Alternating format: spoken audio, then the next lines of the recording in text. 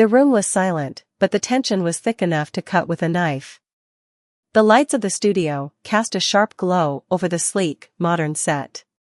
The camera zoomed in, capturing every detail, the smirk on the journalist's face and the calm, almost unreadable expression Clint Eastwood wore.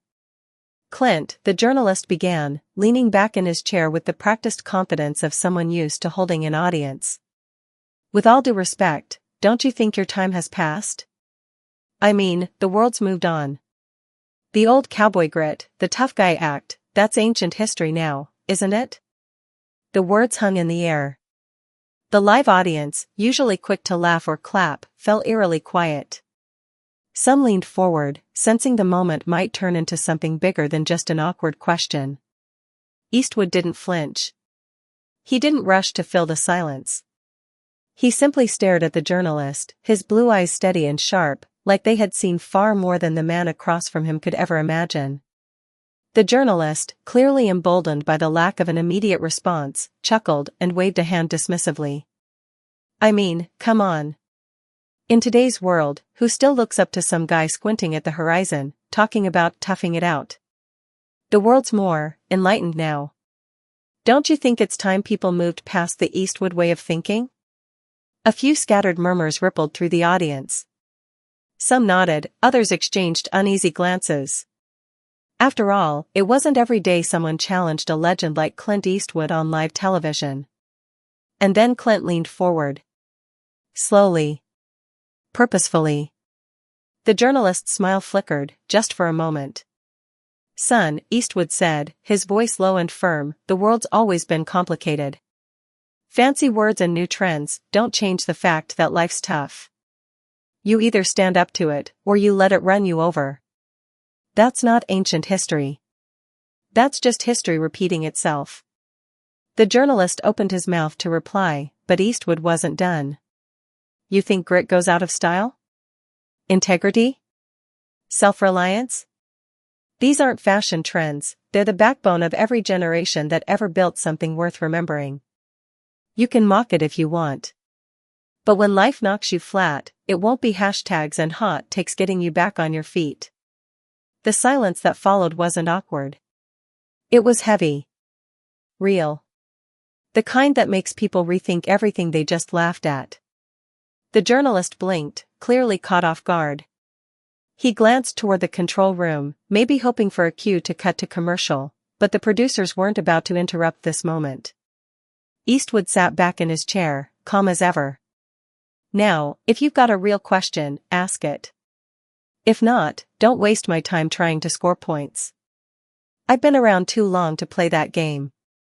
The audience erupted, not just polite applause, but real, unfiltered cheering. The journalist, now visibly uncomfortable, forced a smile, but the power had shifted. And somewhere in that studio, even the camera seemed to lean in, capturing the exact moment when cocky confidence met unshakable wisdom, and lost. Little did anyone know, this exchange was only the beginning. The real fallout was yet to come. The show cut to a commercial break, but the damage was already done. The journalist sat there, his forced smile fading the moment the camera stopped rolling. He glanced down at his notes, flipping through questions that now felt trivial, almost childish. Across from him, Clint Eastwood sat quietly, arms resting on the chair's sides, completely unbothered. It wasn't arrogance. It was something far more unsettling to someone like the journalist, absolute certainty. Producers buzzed around the set, some whispering into headsets, others exchanging glances. They knew what had just happened. This wasn't just another celebrity interview gone awkward. This was a moment. The kind that didn't just trend for an hour, but stuck with people, played back again and again. The journalist took a sip of water, trying to collect himself. He'd handled tough interviews before. He'd even prided himself on pushing big names until they cracked. But this was different. Eastwood hadn't cracked, he'd barely moved. And somehow, that made it worse. "Back in 10 seconds, the floor manager called out. The journalist straightened his tie, cleared his throat, and forced the same confident smile he wore at the start of the show. "All right," he muttered to himself, "reel it back in. Stay in control." But when the cameras blinked back to life, it was clear that control had already slipped away. "Welcome back," the journalist said, his voice just a little tighter than before. "We're here with Clint Eastwood, Hollywood legend and outspoken voice on, well, pretty much everything." He chuckled, trying to lighten the mood. Eastwood didn't bite. "Clint," the journalist continued, flipping to a fresh page in his notes, "some people would say your views are, frankly, outdated. The world's changed. People don't see toughness the same way they used to. They want compassion, understanding. Isn't it fair to say the Eastwood mindset, that whole man up and face the world thing, does more harm than good these days?" Eastwood didn't respond right away. He just studied the journalist, like a teacher waiting for a student to realize they'd asked the wrong question. Finally, Eastwood leaned back, crossing one leg over the other. "You ever build a house?" he asked, voice steady. The journalist blinked. "A house?" "Yeah. A real house. Hammer, nails, sweat, sun in your eyes. Ever build something that, if you didn't do it right, would fall apart the first time the wind picked up?" The journalist hesitated. "Well, no, but—" "That's life," Eastwood interrupted. "You can talk about compassion and understanding all you want, and sure, those things matter. But if you don't have a solid foundation, grit, discipline, responsibility, nothing you build stands up. The first hard hit, and it all comes crashing down. That's not old-fashioned. That's survival." The audience didn't clap this time. They just listened. Really listened. "And don't get me wrong," Eastwood added, his tone softening just a little. "Compassion matters. Understanding matters. But they don't mean much if you fall apart every time life doesn't go your way. Strength isn't the opposite of kindness. It's what makes kindness possible when times get tough." The journalist swallowed hard. He wanted to argue, to push back with a sharp retort. But the words wouldn't come. Not because he didn't have them, but because, deep down, he knew Eastwood wasn't just talking about society. He was talking about him. The show wrapped up soon after, but the moment didn't end there. Clips of the exchange hit social media within minutes. Clint Eastwood schools woke journalist on live TV, epic comeback. Eastwood's words hit hard, old-school wisdom we still need today. Some praised Eastwood for standing his ground. Others criticized him, calling his views outdated, stubborn, even heartless. But one thing was undeniable, people were talking. And not just about Eastwood, but about what he stood for. Back in his dressing room, the journalist scrolled through the comments, face tightening with each new post. He'd expected support from his usual followers, the ones who applauded his no-nonsense approach. But instead, he found something unsettling: disappointment. "You had a chance for a real conversation, and you wasted it. Mocking someone doesn't make you smarter. Listening does." Eastwood didn't just win the debate, he showed what real strength looks like. The journalist set his phone down, running a hand through his hair. He'd gone into that interview certain of one thing, that he was the sharp, modern voice cutting through outdated noise. But now, doubt crept in, quiet and uncomfortable. Outdated. That's what he'd called Eastwood. But as he sat there, the weight of those words sank in. Maybe it wasn't Eastwood's mindset that was outdated. Maybe it was his own approach, chasing quick wins, viral moments, instead of real conversations. And for the first time in a long while, the journalist didn't feel like the smartest man in the room. He just felt small. What he didn't know was that this moment, humbling as it was, would be the beginning of a change he never saw coming. The sun had long set by the time the journalist left the studio. The bright lights, the buzz of the control room, and the murmured conversations of the production crew faded into the quiet hum of the city outside. He walked briskly toward his car, head down, hands shoved into his coat pockets. Normally, he'd feel a rush after a high-profile interview, replaying the best sound bites and thinking about how the audience would react. But tonight, there was nothing but a hollow silence in his chest. His phone buzzed endlessly in his pocket, but he couldn't bring himself to look. He already knew what the notifications would say. The interview had gone viral. It wasn't the first time one of his segments had blown up, but this time, the spotlight felt colder, sharper. He'd gone toe-to-toe with Clint Eastwood, expecting to leave the old man flustered and irrelevant. Instead, he was the one walking away with his confidence rattled. He finally unlocked his phone as he slid into the driver's seat. Social media was a battlefield. Some of his loyal followers defended him, arguing that Eastwood represented an outdated mindset, stuck in the past. But those voices were drowned out by an overwhelming wave of criticism. That wasn't journalism. That was arrogance. Eastwood didn't just win the argument, he exposed how shallow modern debates have become. If this is the future of media, no wonder people are tuning out. The journalist exhaled slowly, setting the phone aside. He didn't know why it bothered him so much. He'd faced criticism before, harsh articles, angry tweets, even death threats, from time to time. It was part of the job, and he'd always brushed it off. But this felt different. The comments weren't fueled by political bias or blind loyalty to Eastwood. They were coming from ordinary people, viewers who had expected a conversation and instead watched a man, too full of himself, try to tear down someone who'd earned his place through decades of hard work. He drove home in silence, no radio, no podcasts. Just the low hum of the engine and the occasional flicker of streetlights passing by. When he reached his apartment, he sat in the car for a long moment, staring out at the city skyline. Somewhere out there, Clint Eastwood was probably having dinner with friends, reading a script, or just enjoying a quiet evening without giving the interview a second thought. The journalist, on the other hand, couldn't think of anything else. That night, sleep didn't come easy. He tossed and turned, Eastwood's words echoing in his mind. Strength isn't the opposite of kindness. It's what makes kindness possible when times get tough.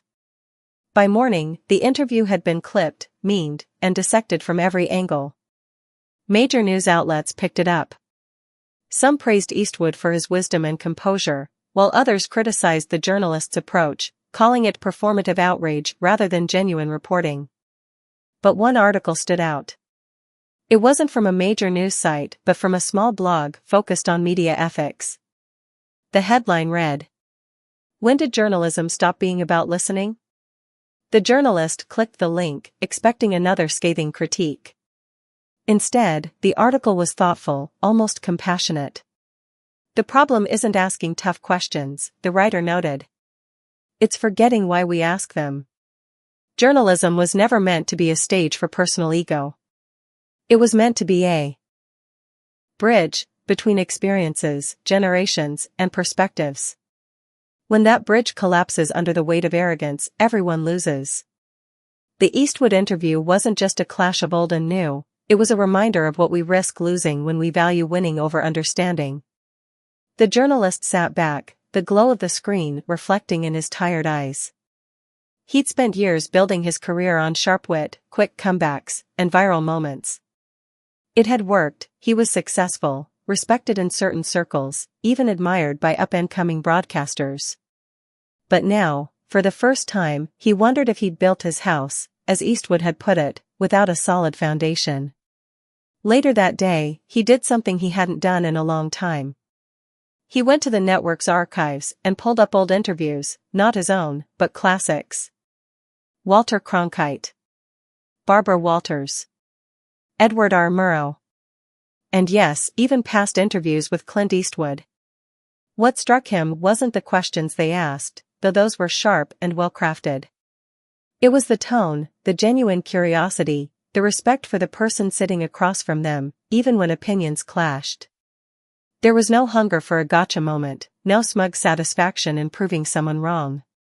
Just conversation. Real conversation. By the end of the day, the journalist made a quiet decision.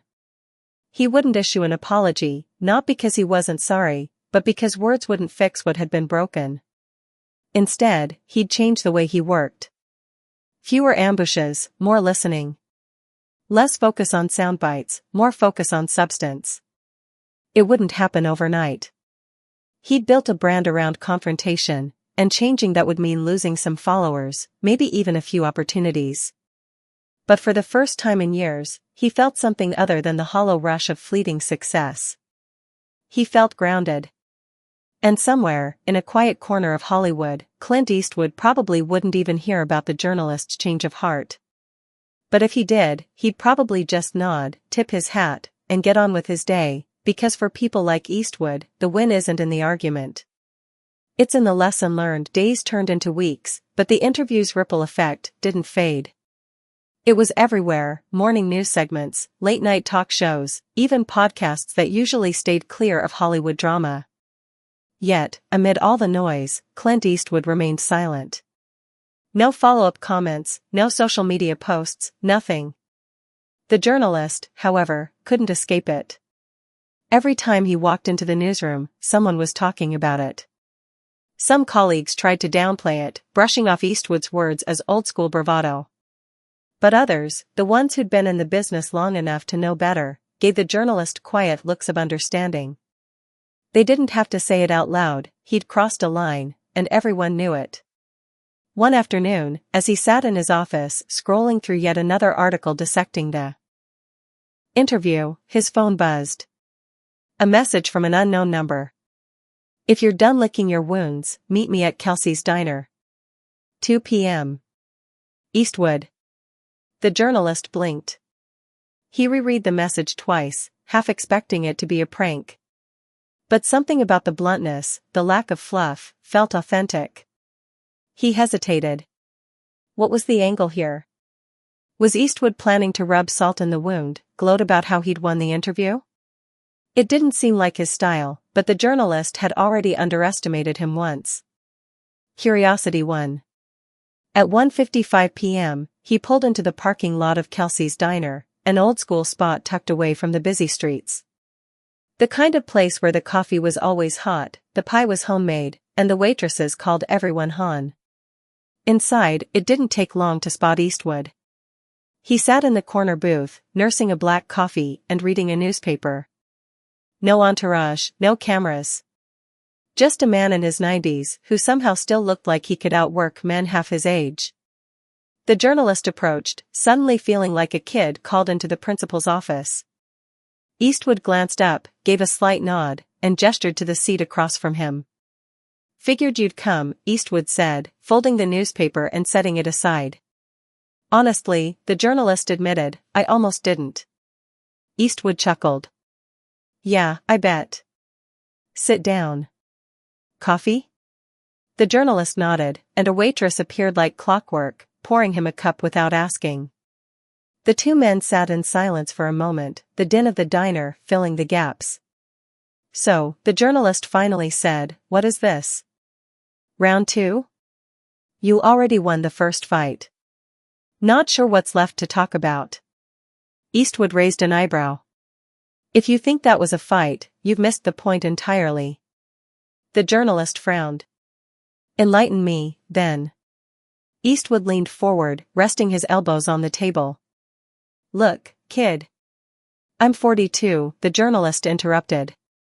"And I'm 93, Eastwood shot back, "so you're a kid. Now, listen. That interview? That wasn't about me proving a point. I've had my time in the spotlight.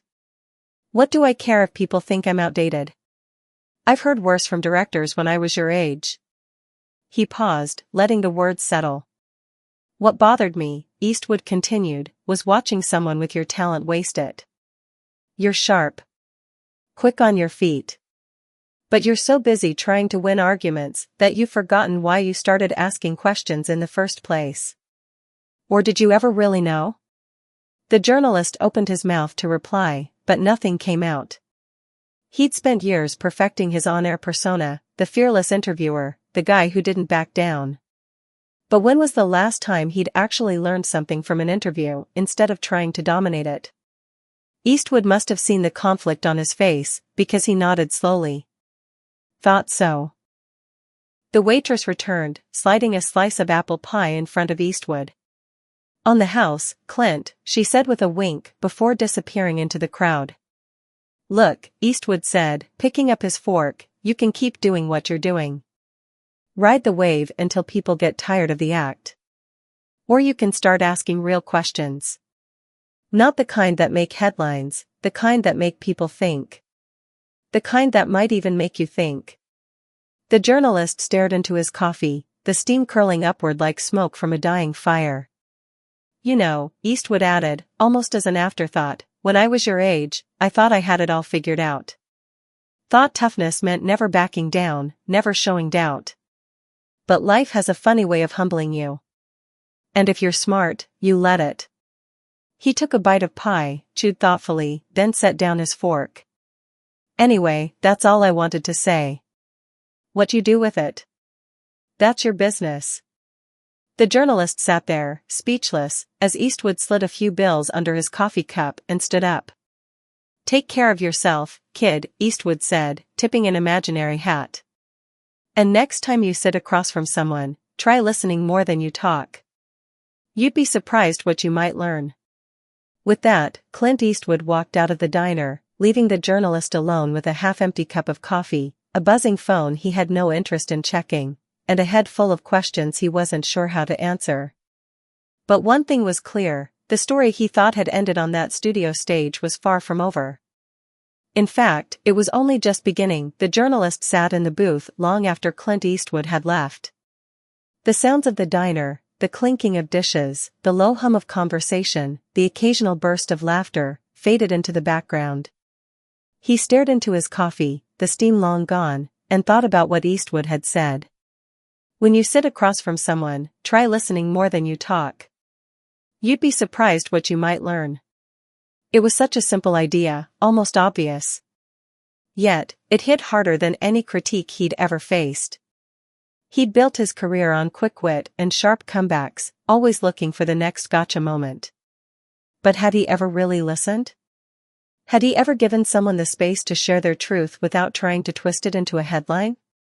The waitress wandered over, wiping her hands on her apron. You okay, hon? You've been staring at that coffee like it owes you money. The journalist blinked, then chuckled softly. Yeah, just thinking. She smiled knowingly. Well, thinking's good. But don't forget, action's what gets things done. That night, back in his apartment, the journalist couldn't shake the conversation. He pulled up the interview again, watching it not as the host, but as an outsider. For the first time, he saw what everyone else had seen, not a bold journalist challenging an outdated icon, but a man too wrapped up in his own image, to recognize the wisdom sitting right in front of him. The next morning, he walked into the newsroom with a different energy. He didn't bark orders to his team or rush through notes like usual. Instead, he quietly called a meeting. Look, he began, hands resting on the table, I messed up. That interview with Eastwood? It wasn't just a PR disaster, it was a personal wake-up call. I've been chasing headlines instead of stories, pushing my own angle instead of hearing other perspectives. That changes today. His team exchanged glances. Some looked skeptical, others curious. I'm not asking you to reinvent the wheel, he continued. Just, let's try something different. More conversations, fewer confrontations. More listening, less performing.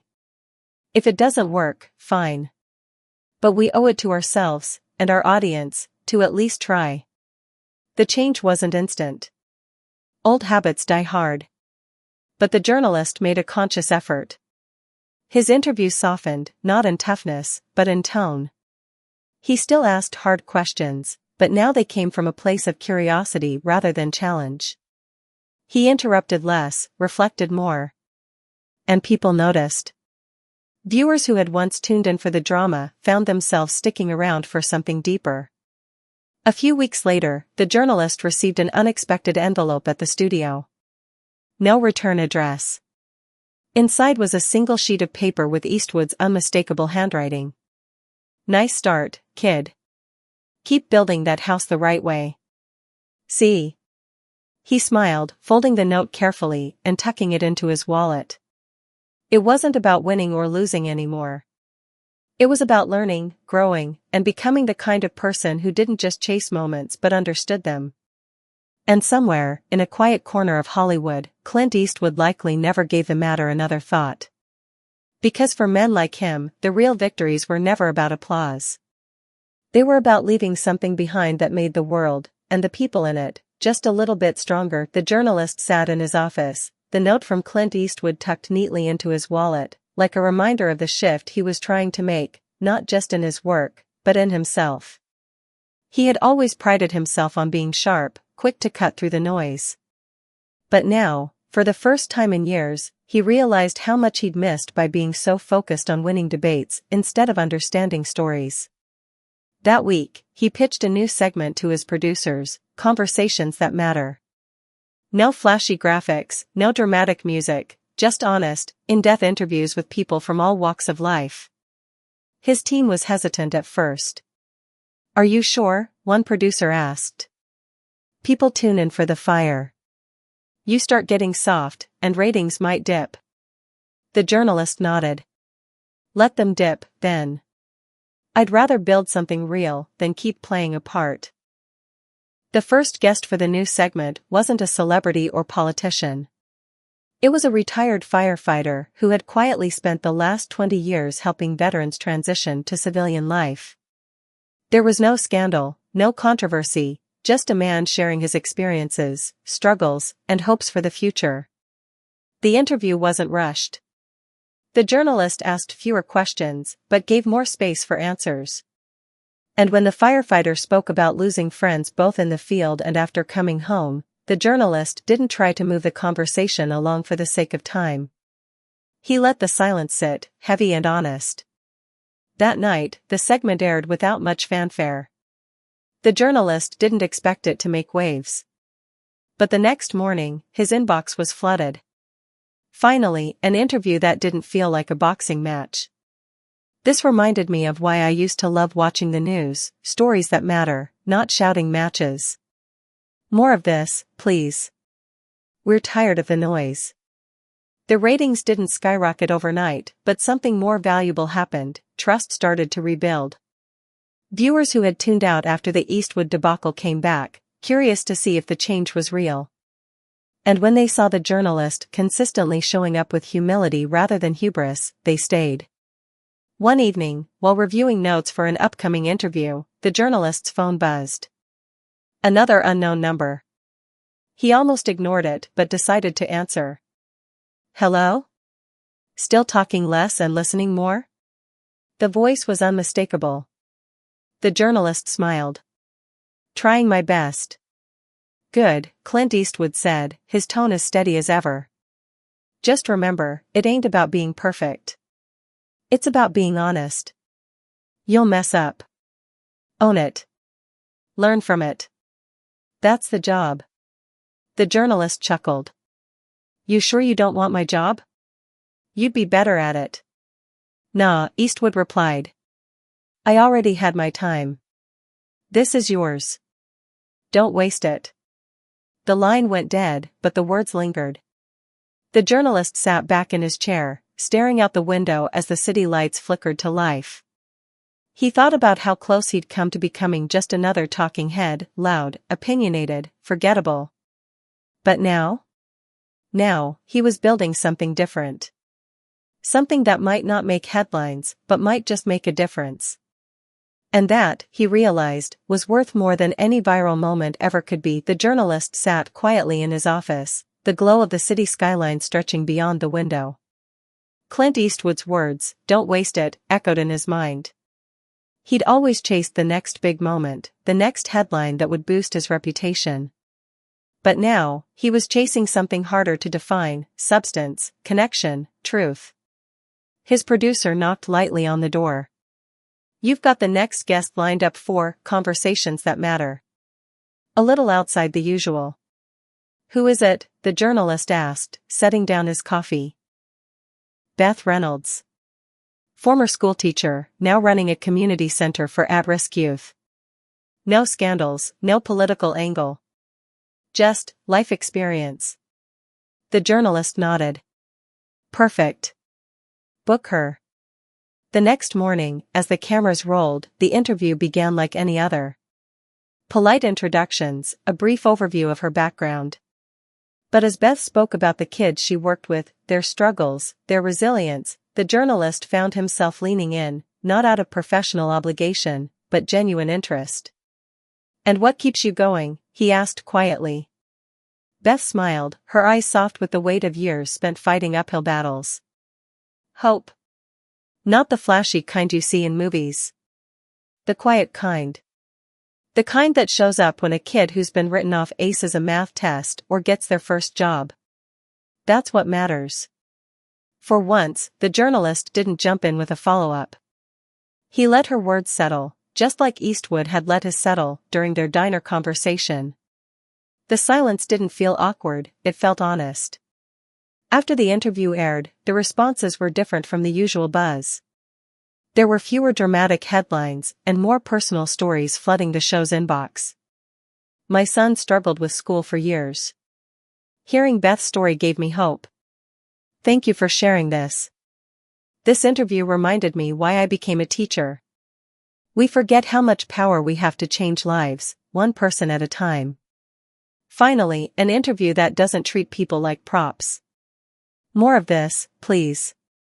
The journalist read each message slowly, realizing that his work was no longer about making noise, but about creating space for voices that often went unheard. One afternoon, while reviewing footage for the next segment, his phone buzzed again. Another unknown number. He hesitated, then picked up. "Still listening?" Eastwood's unmistakable voice came through the line. The journalist chuckled. "Yeah. Still listening. Still learning." "Good," Eastwood replied. "You'll find the stories worth telling aren't always the loud ones. Sometimes they're the ones whispered by people nobody's bothered to ask." The call ended as abruptly as it began, but the message stayed with him.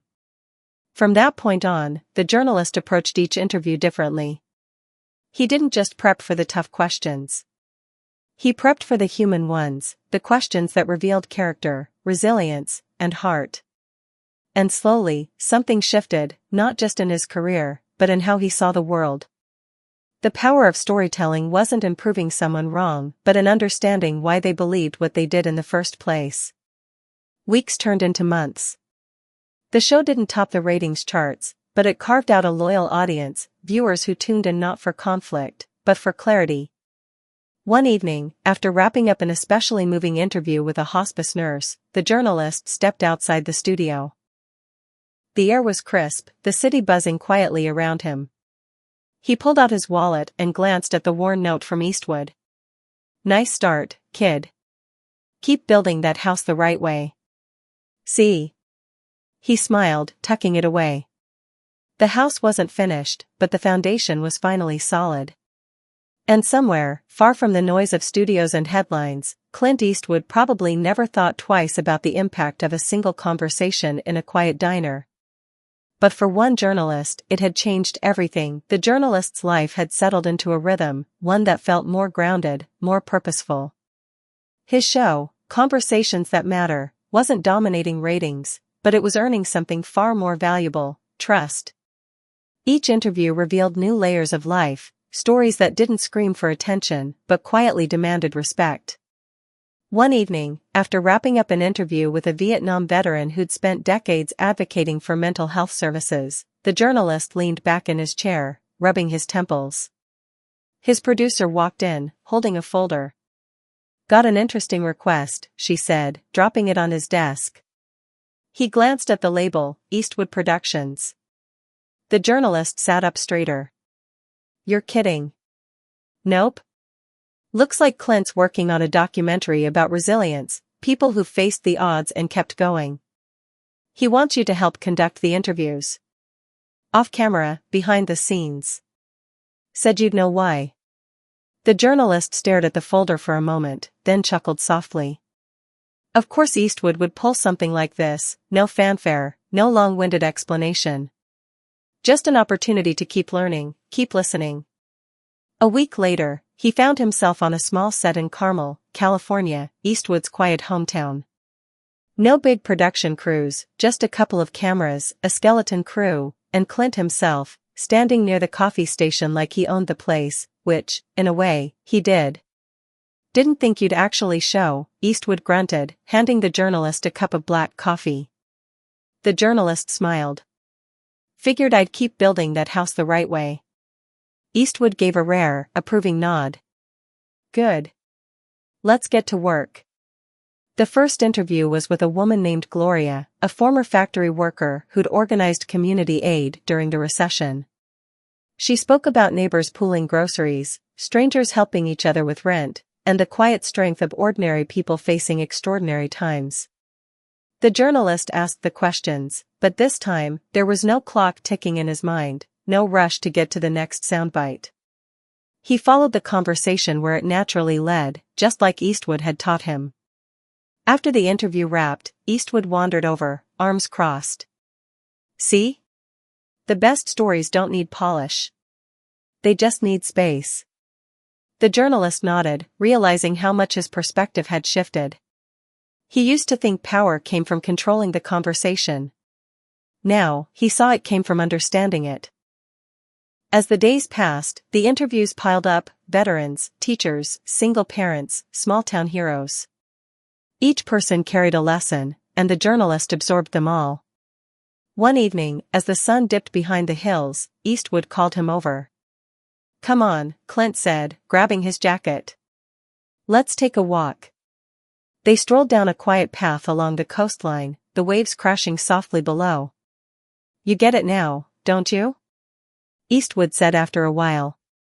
The journalist nodded. "Yeah. It's never been about the question. It's about the person answering it." Eastwood smiled, the kind of smile that came from knowing you'd passed on something worth keeping. "You're not just a journalist anymore," Clint said. "You're a storyteller. And if you do it right, those stories outlive both of us." They stood there for a moment, two men from different generations bound by a simple truth: words could divide, but they could also heal, inspire, and endure. The documentary eventually aired, not on primetime television, but through small screenings in community centers, libraries, and schools. And though it didn't make headlines, it made an impact. One email stood out in the journalist's inbox, sent by a teacher in Ohio. "We showed your documentary in class today. One of my quietest students stayed after to talk. He said it made him feel like his story mattered, too.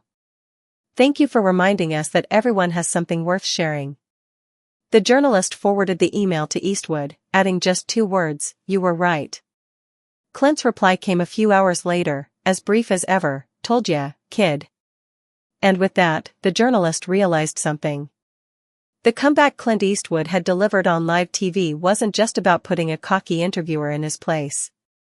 It was about planting a seed, a challenge to be better, not just on camera, but in life.